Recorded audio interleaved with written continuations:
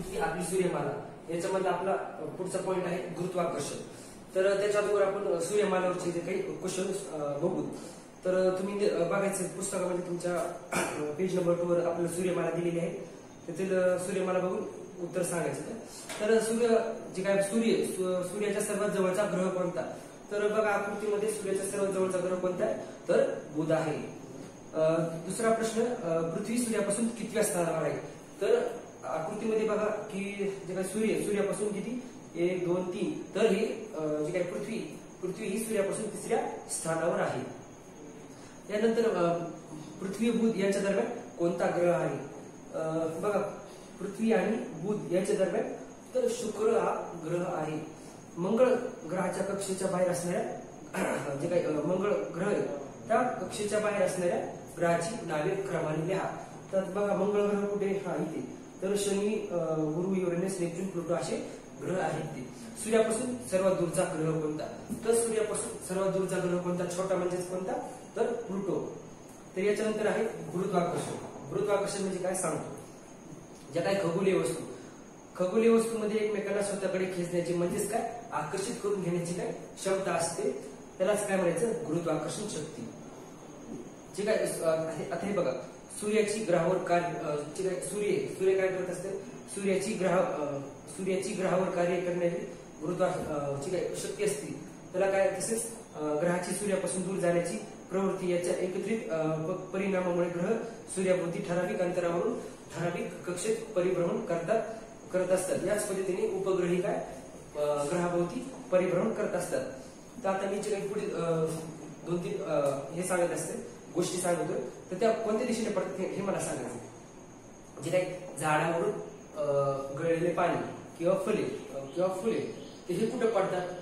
Suppose आपण झाडावर पडलेला एखाद्या झाडाला दगड मारला किंवा फांदी हाणली काय फळते काय एका सरळ दिशेने खाली पडत असतं. डोंगरावरून सुट्टे झालेले दगड, तर डोंगरावरून सुट्टे म्हणजे काय छोटे छोटे दगड ते काय गरंगळ सरळ खाली येतात ना. ठीक आहे. आकाशातून येणारा पाऊस, आता आकाशातून येणारा पाऊस कसा एका सरळ दिशेने म्हणजे एका खालीच येत असतो, जमिनीवरच पडत असतो. म्हणजे काय पृथ्वीच्या गुरुत्वाकर्षणामुळे जे काय पृथ्वीवरील सर्व वस्तू पृथ्वीवरच राहतात. जर आपण एखादी वस्तू वरती फेकली आकाशामध्ये तर ती काय खालीच येत असते, म्हणजे काय जमिनीवरच येत असते. पृथ्वीपासून दूर आकाशात दिसणाऱ्या खगोलीय वस्तूविषयी मानवाला नेहमीच कुतूहल वाटलेले आहे. तर आपण सध्या पृथ्वीवर राहतो बरोबर.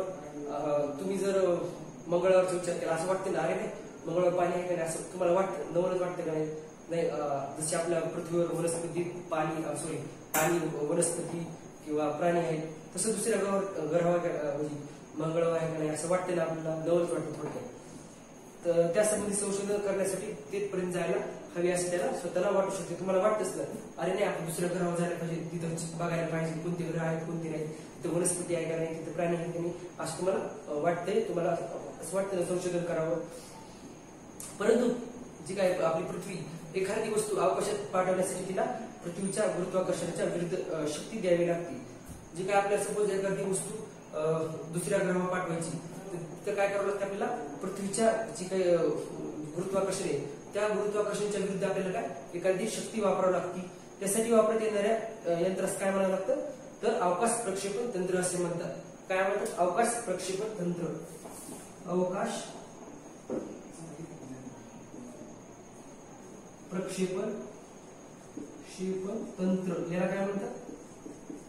आपण काय करत असतात एखादी वस्तू दुसऱ्या ग्रहावर म्हणजे दुसरीकडे पृथ्वीपासून दूर पाठवायची असेल तर काय अवकाश प्रक्षेपण तंत्र वापरत असतात.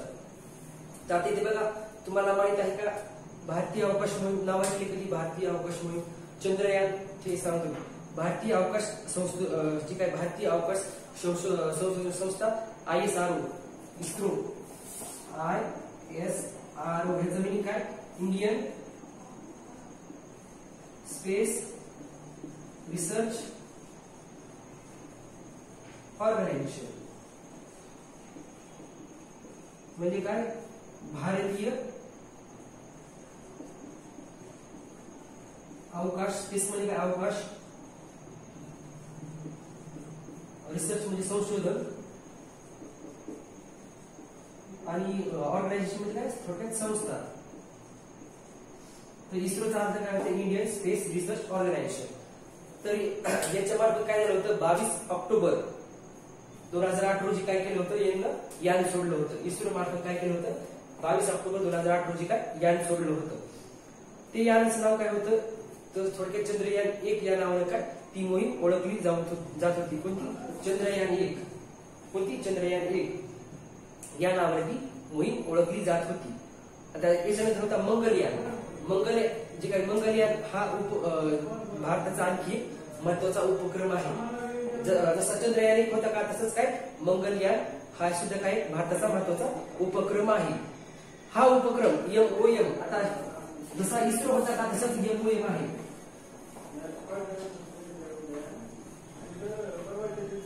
काय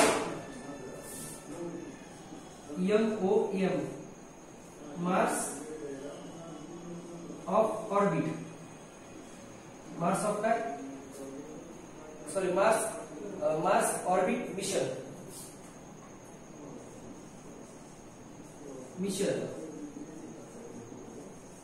मार्स ऑर्बिट मिशन या नावाने काय प्रसिद्ध आहे. मंगलयान हे काय या मार्स ऑर्बिट मिशन या नावाने काय प्रसिद्ध आहे. हे कधी केलं तर 5 नोव्हेंबर 2013 रोजी मंगलयान मंगळ ग्रहाच्या दिशेने झेपावले होते. हे यान मंगळ हे जे यान होतं तर मंगळ ग्रहाभोवती कक्षेत 24 सप्टेंबर 2000 रोजी प्रस्थापित झालेलं होतं.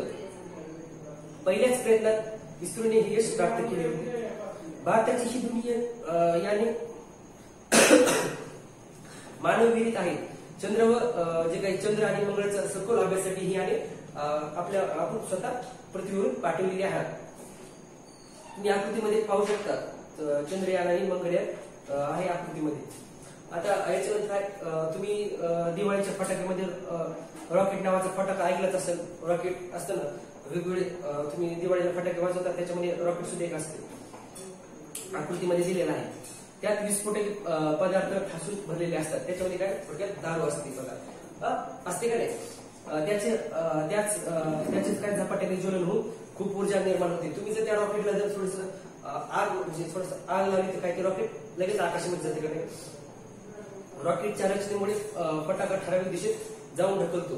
म्हणजे काय आपण या दिशेला लावलं ते आग अशी याच दिशेने काय रॉकेट जात असते. अवकाशयानाचे जे काय आपल्या अवकाशयानाच्या अवकाशात प्रक्षेपण करण्यासाठी शक्तिशाली अग्निबाणाचा म्हणजेच काय रॉकेटचा वापर करतात. रॉकेटमध्ये काय प्रचंड प्रमाणात इंधन जाळले जाते. जसं आपण गाडीला पेट्रोल वगैरे जातात ना एका गावात दुसऱ्या गावात जाण्यासाठी त्याचप्रमाणे काय इथं रॉकेटमध्ये काय इंधन जाळले जातं. त्यामुळे हजारो टन वजनाच्या अवकाशात अंतराळात नेले जाते. म्हणजे किती कसली जर यान असलं तरी हे काय अवकाशामध्ये जाते. 20व्या शतकात जागतिक काही देशांनी अवकाश प्रक्षेपण तसेच अवकाशाला संबंधी तंत्रज्ञान विकसित केलेले आहे. शेकडो अवकाशात अंतराळात पाठवले गेले आहे. जसे आपले 2 मंगलयान आणि चंद्रयान गेले का तसे अनेक प्रकारचे यान गेलेले आहेत. आपला देश अवकाश प्रक्षेपण तंत्राच्या विकासासाठी प्रसिद्ध म्हणून आहे. आपला देश काय प्रसिद्ध आहे अवकाशासाठी. ठीक आहे. काही अवकाशाने कायमची अंतराळातच राहतात. काही पृथ्वीवर परत येतात तर काही दुसऱ्या ग्रहावर किंवा उपग्रहावर उतरवली जातात. आपण जे यान पाठवतात तिथून तर काही ग्रहावर जाते काही उपग्रहावर तर काही वरतीच राहतात तर काही वर्षांनी किंवा काही महिन्यांनी मला ते यान आपल्या वापस पृथ्वीवर येतं. काही मोहिमेमध्ये वैज्ञानिक सुद्धा अवकाशातून जातात तर त्यांना काय म्हणतात अंतराळवीर. तुम्ही जर यानामध्ये बसून एका ग्रहावर दुसऱ्या ग्रहावर जातात तर तुम्हाला काय म्हणायचं थोडक्यात अंतराळवीर असे म्हणतात. तुम्ही राकेश शर्माचं नाव ऐकले का तर राकेश शर्मा कोण होता ते अंतराळवीर होता. याची गोष्ट आहे बघा म्हणजे माहिती मला असं पाहिजे तरी माहिती. तर राकेश शर्मा 1984 साली अवकाशात जाणारे पहिले अंतराळवीर होते. 1984 साली इस्रो सोव्हिएत